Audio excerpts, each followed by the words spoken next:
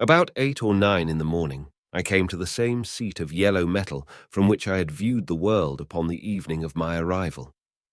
I thought of my hasty conclusions upon that evening, and could not refrain from laughing bitterly at my confidence.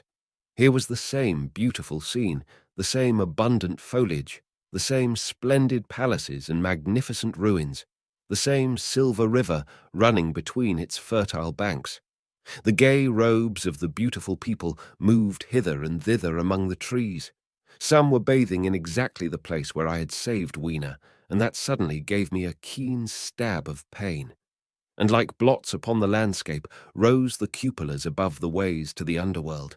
I understood now what all the beauty of the overworld people covered. Very pleasant was their day, as pleasant as the day of the cattle in the field.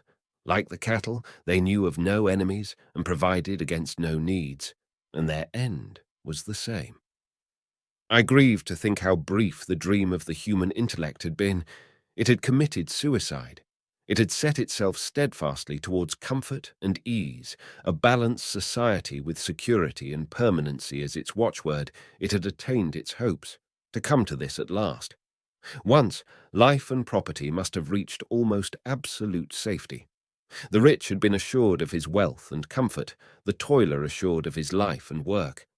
No doubt in that perfect world there had been no unemployed problem, no social question left unsolved, and a great quiet had followed. It is a law of nature we overlook, that intellectual versatility is the compensation for change, danger, and trouble.